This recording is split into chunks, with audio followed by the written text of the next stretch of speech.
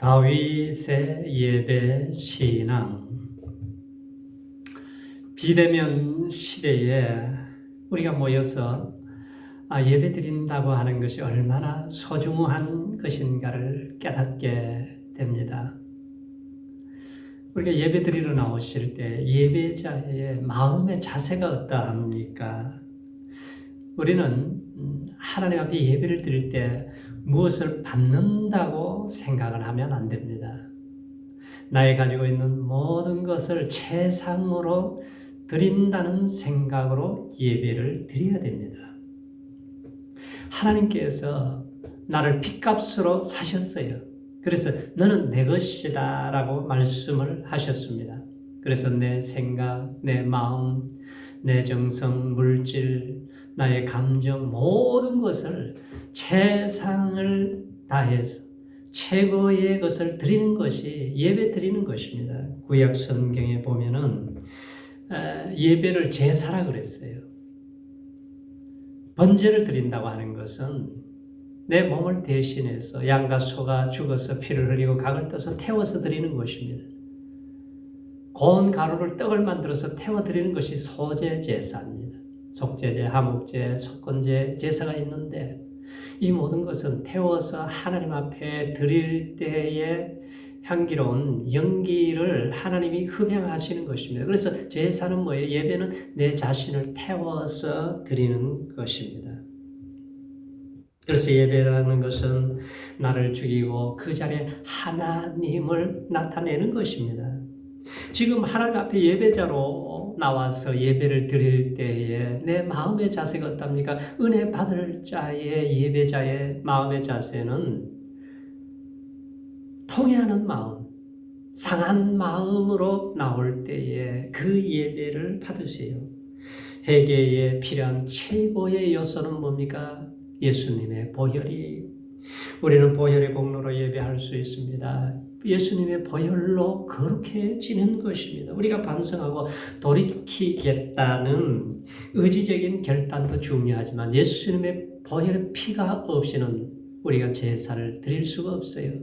예수님의 보혈의 피가 있어야지만이 완벽한 제사함을 받게 되는 것입니다. 그러므로 예배자라면은 언제나 나 같은 죄인이 지옥 가야 될 나를 하나님이 사랑해 주시고 나를 구원해 주셨다는 이 은혜에 감사하여서 예배드리는 자가 되어야 됩니다. 오늘 다윗에게 배울 수 있는 예배자의 자세로서 상한 심령, 회개하는 마음, 다음에 꼭 필요한 것이 뭐냐? 갈급한 심령이에요. 사슴이 시냇물을 찾기에 갈급함같이 내 영혼이 주를 찾기에 갈급하나이다. 하나님이여 주는 나의 하나님이시라. 내가 간절히 주를 찾되 물이 없어 마르고 황폐한 땅에서 내 영혼이 주를 갈망하며 내 육체가 주를 앙모하나이다. 어린아이는 엄마가 없으면 울음을 터뜨리면서 엄마를 찾듯이 그것이 갈망하는 마음이에요. 다윗은 하나님 앞에 왕으로서 서는 것이 아니라 한 사람의 예배자로 서기를 기뻐했습니다. 그런데 다윗 왕은 이제 노년의 삶, 말년을 보내면서 후계자를 세워야 할 즈음에 이상한 마음이 들었어요. 그동안 내가 이룩한 업적, 가업, 뭔가 자랑하고 싶어하는 마음이 그에게 들었습니다. 다윗은 자신의 왕국 업적을 가시하고 싶었어요. 그래서 요압 장군에게 전국에 인구 조사를 하라는 명령을 내립니다. 요압 장군은 이게 하나님이 기뻐하는 일이 아니라는 것을 말을 하지만 그러나 다윗은 빨리 하라고 9개월, 2개월 동안 9개월 20일을 거쳐서 조사를 했더니 이스라엘의 군인이 80만, 남유다가 50만이에요. 합쳐서 130만입니다. 지금 미국 군인이 얼마입니까? 138만 원이에요. 그런데 강원도 땅만한 조그만 나라에 130만 원이라고 하는 것은 대단한 군사력이죠. 다윗이 인구조사를 한 깊은 원인과 잘못이 무엇일까요? 그에게 다윗에게는 교만이 있었어요. 불신앙이 있었습니다. 그래서 사단의 마음을 격동해서 이스라엘로 이제 죄를 짓게 하기 위해서 다윗의 마음을 격동했는데 교만한 다윗이 거기에 넘어간 것입니다. 하나님은 사탄과 인간의 죄를 허용함으로써도 하나님의 뜻을 이루어 가십니다. 요압 장군의 인구조사에 문제점을 지적을 하죠. 3절에서 이 말씀을 하세요. 요압이 가로되 여호와께서 그 백성을 지금보다 100배나 더하시기를 원하나이다. 내 주 왕이여, 이 백성이 내 주의 종이 아니니까 내 주께서 어찌하여 이스라엘로 죄가 있게 하시나이까. 하나님이 원하시면 왕이시여 100배나 더하게 하실 터인데 왜 죄를 짓고자 하십니까? 말렸어요. 이스라엘의 국령은 백성의 숫자에 달려있는 것이 아니, 하나님 백성이고 하나님이 그들의 편이십니다. 우리의 구원은 사람에게 달려있지 않습니다. 보세요. 사사시대에 기드온이 미디안과 전쟁을 합니다. 미디안 군대는 13만 5천 명이 공격을 해와요. 그래서 기드온이 군사를 모집했는데 3만 2천 명이 몰렸는데 하나님께서 집으로 다 돌려보내라고 그랬어요. 그래서 남은 사람이 몇 명입니까? 300명. 이 300명을 데리고 이제 전쟁을 하게 해서 승리를 합니다. 이것은 너희의 힘으로 했다고 할까봐, 자고하고 교만할까봐 300명으로 이긴 것은 우리의 힘이 아니라는 것을 증명해 보여주기 위해서 그렇게 하셨다는 것입니다. 아사왕이 나라가 위기를 찾아왔어요. 구수 100만 대군이 쳐들어왔습니다. 이 어려운 상황 속에서 아사왕은 믿음이 깊을 때는 하나님 앞에 엎드려서 하나님이여, 약한 자와 강한 자 사이에 도와주실 일은 하나님밖에 없습니다. 하나님 도와주세요. 기도했을 때 100만 대군을 이기고 승리했어요. 요압 장군은 다윗의 잘못을 지적했지만 교만한 마음이 들어가면 사람이 변화되지 않습니다. 하나님은 다윗의 행동을 악하게 여기셨어요. 괘씸하게 여기셨습니다. 그래서 하나님은 이스라엘도 함께 심판을 하신 거예요. 한 사람 왕이 잘못 세워지게 되면 온 국민이 고통을 당합니다.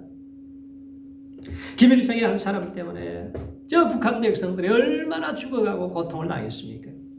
과거 다윗이 사울왕을 피해 도망자 신세로 아둘람 굴에 있을 때 원통한 자, 애통한 자, 비천한 자, 고통받는 빚진 자들이 모여서 함께 400명이 생활할 때에 하나님이 가시라고 하는 선지자를 보내서 이제 유다 땅으로 돌아가십시오. 이 말을 했던 사람이 가시. 이 가시 지금 이 교만을 통해서 지금 자기 업적을 자랑하고자 하는 다윗에게 찾아가셔서 지금 말씀하신 것은, 과거에 너가 그렇게 힘들고 어려울 때 그 과거를 잊어버리면 안 된다는 것을 상기시켜 주는 것입니다. 갓을 통해서 하나님은 3가지 징계 중에 하나를 선택하라는 거예요. 3년 동안 기근을 당할 것이냐, 아니면 석 달 동안 적군에게 패배해서 돌아다닐 것이냐, 아니면 3일 동안 온역을 전염병을 당할 것이냐. 하나님의 손에 피하기를 원합니다. 전염병을 선택을 했어요. 하나님께서 3일 동안 브엘세바에서 단까지 전염병이 일어나기 시작하자 7만 명이 죽었습니다. 순식간에 7만 명이 죽었어요. 나라가 패닉 상태에 빠졌습니다. 강원도만한 조그만 나라에 7만 명이 죽어서 전쟁을 해도 이만큼은 죽지 않을 거예요. 코로나에 3일 만에 7만 명이 죽은 사람들이 있습니까? 나라가 있나요? 뭘 말하는 거예요? 다윗이 자랑 삼던 그 군사력이라는 것이 얼마나 헛된 것인지 철저하게 가르쳐 주시는 것입니다. 시편 기자가 너희 인생을 의지하지 말라. 왜 여호와는 코에 있나니 수의 칠같이 어디 있느냐라고 하셨어요. 하나님은 이 징계를 통해서 그것을 깨닫게 하고 알게 하시고 가르쳐 주신 것입니다. 하나님을 의지하는 대신에 백성을 의지하고 싶었던 유혹이 생겼던 거예요. 이것이 바로 다윗의 위기요, 문제요, 범죄였던 것입니다. 코로나19가 인류에게 보낸 편지가 있습니다. 잘 들어보세요. 나는 당신을 벌주기 위해서 태어난 것이 아닙니다. 나는 당신들을 깨우기 위해 태어났는데 지구는 도와달라고 외쳤습니다. 아무리 지구가 속상해도 당신들은 듣지 않고 길을 막아버렸어요. 대홍수로 외쳐도 당신들은 듣지 않았고, 산불로도 외쳐도 듣지 않았고, 강력한 폭풍과 돌풍으로 불어도 당신들은 듣지를 않았습니다. 해양 오염으로 바다 생물이 죽어가도 당신들은 여전히 지구의 외침을 듣지 않았어요. 빙하가 녹아내리는 심각한 경고에도, 혹독한 가뭄에도 지구가 얼마나 심각한 부정적인 영향을 받고 있는지 들으려고 하지 않았어요. 전쟁이 끊이지 않고 욕심은 멈추지 않고 무수한 증오에도 매일 수많은 생명이 죽어가도 당신들은 그저 당신들의 삶을 이어갈 뿐이었습니다. 당신들에게는 지구가 보여주는 수많은 징후에 관심을 갖기보다는 최신 아이폰을 갖는 것이 더 중요했습니다. 그러나 이제 내가 여기 있습니다. 그리고 내가 세계가 돌아가는 그 궤도를 멈추게 했어요. 내가 마침내 당신들에게 듣게 만들었습니다. 당신들로 대피하게 만들었고 더 이상 물질적인 것에만 집중하지 못하게 만들었습니다. 이제 당신들은 지구가 어떤 상태인지 느낄 수 있게 되었습니다. 생존에 대한 진정한 염려를 알게 되었습니다. 그것을 느낄 수 있습니다. 지구 온난화가 심해지는 것처럼 당신들에게 고요를 일으켰고 지구의 대기가 오염으로 가득 찬 것처럼 당신들에게 호흡할 곤란을 가져다 주었습니다.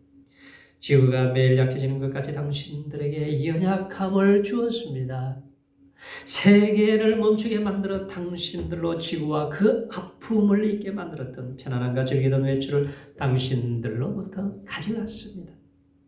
그리고 이제 중국과 인도 땅에 하늘이 깨끗해지고 공기의 질이 달라졌습니다. 단지 공장들이 더 이상 오염 물질을 지구의 대기에 내뿜지 않게 된 것으로 이러한 일이 일어났습니다. 베니스의 물이 깨끗해지고 돌고래들이 다시 보이기 시작했습니다. 나는 여기 당신들의 벌주로 와 있는 것이 아니에요.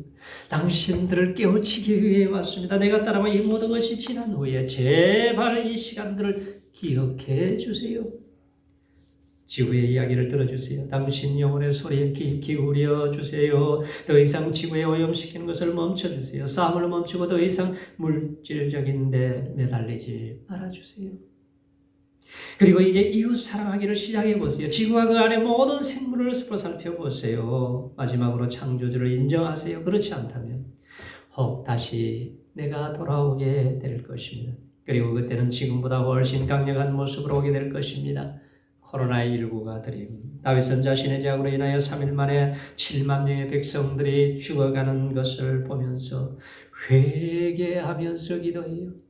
역대하 21장 17절에 하나님께 아뢰되 명하여 백성을 계수한 자가 내가 아니니까 범죄와 악을 행한 자는 곧 내니이다. 이 양무리는 무엇을 행하였나이까? 정건대 나의 하나님 여호와여 주의 손으로 나와 내 아버지의 집을 치시고 주의 백성에게 재앙을 내리지 마옵소서.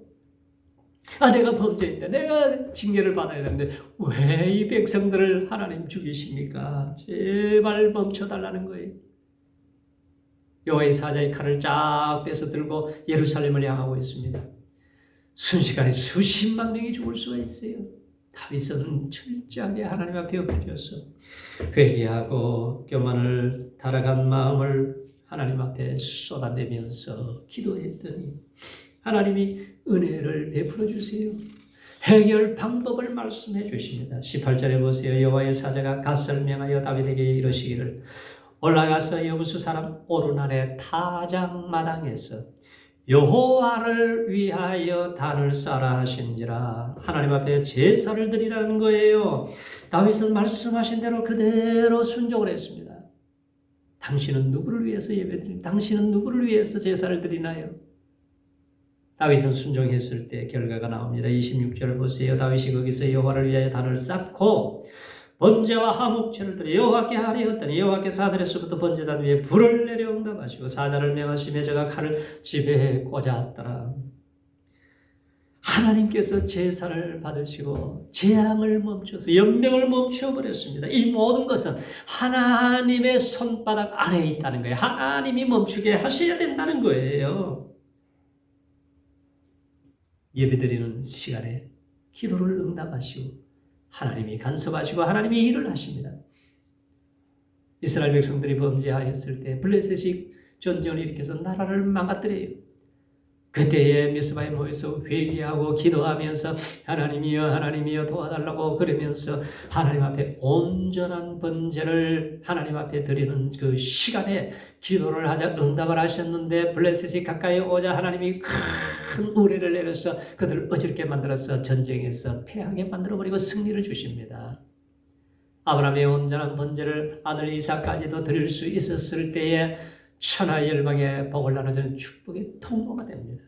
이삭도 그 안에서 블레셋 사람들, 그날 사람들이 너무 괴롭히고 공격해 오자 너무 힘들어서 브엘세바에 올라가서 단을 쌓을 때에 하나님께서는 그 공격하는 사람들의 왕의 마음, 군대장관 마음을 공포감을 심어주어서 그들이 쫓아와서 무릎을 꿇게 만들어요.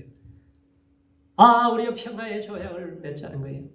당신을 보니 여호와께서 함께하는 사람입니다. 당신은 여호와의 복을 받은 사람이라는 것입니다. 야곱이 온 가족이 몰살당해 죽을 위기에 처했을 때 베델로 올라가서 내가 단을 쌓겠습니다. 이방 신사를 버리고 의복을 받고 있고 하나님 앞으로 돌아올 때에 세겜 사람들의 발목을 꼭 붙잡아서 추격을 못하게 만들어서 그 가족을 살려주십니다. 내 인생의 크고 작은 문제, 가정의 문제, 직장의 문제, 사업장의 문제, 질병의 문제, 나라와 민족의 문제가 있을 때에 하나님 앞에 나와 예배에 성공하시기 바랍니다.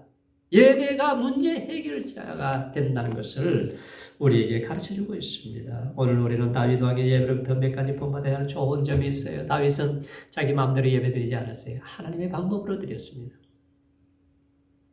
하나님 앞에 찬양을 드리고 마음을 드리고 물질을 드리고 하나님 앞에 회개하는 마음으로 하나님 앞에 사과가 통해하는 겸손한 마음으로 하나님이 받으실 만한 제사를 드린 거예요. 그리고 다윗은 회개의 예배를 드렸어요. 하나님 앞에 7만 명이 죽어갈 때 온 집안이 초상집이 되었을 때에 통에 잡아가면서 내가 잘못했습니다. 나를 하나님 치셔야죠. 회개할 때 하나님이 예배를 드리게 하신 거예요. 진실한 해결은 약점을 극복할 수 있는 비밀입니다. 하나님은 얼마나 많은 죄를 지었느냐 묻는 것이 아니라 얼마나 회개했느냐가 묻는 것입니다. 우리가 진실한 해결은 어떤 문제도 어떠한 재앙도 멈추게 할 수가 있습니다. 우리가 은혜를 받았다는 것은 진심으로 회개했다는 말이에요. 말씀을 듣고 길을 즐거워하는 것이 은혜가 아니에요. 우리가 말씀을 듣고 깨워주고 부서지고 내가 변화되고 내가 새 사람이 되는 것이 이게 은혜 받은 사람의 모습입니다. 다윗은 희생의 예배를 드렸어요. 아레우다 타작마당에 갔더니 막 뛰어나서 왕이시오. 어쩐 일이십니까? 내가 제사 드리러 왔다. 그러세요. 여기 우리 집에 소도 있고 양도 있고 얼마든지 쓰세요. 땅도 있고 다 기구도 있고 나무도 있습니다. 아니다. 나는 값없이 예배드리지 않는다. 상당한 값으로 내가 제사를 드리겠다. 금 600세겔을 주었습니다. 사무엘서에 보면은 은 50세겔을 주었다고 했어요. 600세겔은 100년치 임금이에요. 한 사람이 받을 만한 그 100년치 임금. 50세겔은 200일치 임금입니다. 재물과 땅과 이 모든 것을 내가 값을 치르고 예배를 드리겠다는 거예요. 다윗은 하나님 앞에 예배 드리는데 왕으로서 얼마든지 공짜로 예배 드릴 수 있지만 그러지 않았어요. 희생이 있고 마음이 있고 정성을 다해서 물질을 드려서 하나님 앞에 기뻐 받으시는 예배를 드렸다는 것입니다. 그리고 하묵제를 드렸다고 하는 것은 하나님 앞에 그저 제사함을 주시고 은혜를 주신 구원의 은혜를 베풀어 주신 하나님 앞에 감사함으로 예배를 드린 것입니다. 희생의 제사를 드린 거예요. 우리가 예배를 드리기 위해서는 시간이 희생이 되어야 돼요. 우리 몸이 하나님 앞에 나와서 예배를 드려야 되는 것입니다. 그래서 구원받았느냐? 그러면 몸으로 거룩한 산제사를 드리라고 말씀을 하시는 것입니다. 구약시대는 짐승의 제물이 되어서 죽어서 제물이 되어서 우리의 죄 문제를 해결해 주셨잖아요. 다윗은 솔로몬이 성경 건축할 때 그 은혜가 얼마나 감사한지 일평생 하나님이 축복해 주신 은과 금과 수십 톤을 갖다가 엄청난 양을 보석과 하나님 앞에 드리면서 춤을 추면서 기뻐서 어쩔 줄 몰라 하면서 드리는 것이 이것이 예배하는 자의 자세, 하나님의 기뻐 사랑받는 자의 모습이라는 것을 보여주고 있습니다. 우리가 주일 예배를 드리는데 주일은 달력이 보면 제일 먼저 나와요. 첫 시간을 드리는 거예요. 우리가 첫 시간을 드리면서 하나님 앞에 예배를 드리면서 일주일에 복을 받는 거예요. 우리가 주일마다 예배를 드리는 것은 일평생에 하나님이 책임져 주시고 간섭하시고 도와주시고 은혜를 베풀어 주시는 복을 받는 것입니다. 우리 예배 시간을 가장 소중히 여기서 주일은 어떤 일이 있더라도 하나님 앞에 예배 드리는 날로 드리시기 바랍니다. 우리가 하나님을 사랑하고 하나님을 경외하고 하나님께로 더 가까이 가는 이것이 얼마나 큰 축복입니까? 그러나 악한 사단 마귀는 할 수만 있으면 예배를 방해해요. 예배를 드리지 못하게 만들어요. 코로나가 하나님과 우리 삶을 자꾸 갈라놓습니다. 그러나 여러분의 마음은 하나님께로 더 가까이 가야 돼요. 비대면 예배를 드리고 있지만 그러나 내 마음은 하나님을 사모하고 말씀을 사모하고 매일매일 순간순간 하나님께로 더 가까이 가시기 바랍니다. 이 아리우나 타작마당은 놀라운 축복의 자리가 되었습니다. 이 자리가 어디냐면은 아브라함이 모리아 산에서 아브라함의 아들 이삭을 번제로 드리던 장소예요. 이곳이 나중에는 솔로몬의 성전 건축하는 자리가 축복의 자리가 되었습니다. 진실한 예배는 하나님의 진노를 멈추게 합니다. 하나님 오늘도 성령과 진리 안에서 드리는 참된 예배자를 찾으세요. 성령과 진정으로 드리는 참된 예배자를 기뻐 받으시는 줄로 믿습니다. 우리가 드리는 주일 예배 한 시간이 별것 아니라고 생각하실지 몰라요. 그러나 예배 시간이 우리의 가정과 우리의 자녀를 지켜주는 거예요. 우리의 이 예배 시간이 우리의 일터를 지켜주시고 보호해 주시고 우리의 나라와 민족을 지켜주시고 보호해 주신다는 것을 잊지 마십시오. 그래서 우리가 다윗처럼 우리가 위기를 만날 때가 있어요. 힘들 때가 있어요. 나라가 어려울 때가 있습니다. 가정에 문제가 일어나고요. 내 마음에 풍랑이 일어나고 내 사업장에 풍랑이 일어나고 많은 어려움이 찾아올 때가 있어요. 그럴 때마다 마귀는 예배 드리지 마라 그래요. 예배 자리를 가지 말라 그래요. 네가 지금 예배 드릴 때가 아니라 그래요. 코로나도 예배를 못 드리게 만드는 것입니다. 그러나 우리의 마음의 중심은 하나님께로 가까이 가야 돼요. 하나님을 더 사모하고 하나님을 더 사랑하고 하나님의 은혜를 사모하면서 하나님께로 가까이 가는 놀라운 은혜의 축복의 주인공들이 되시기를 주님의 이름으로 축원합니다.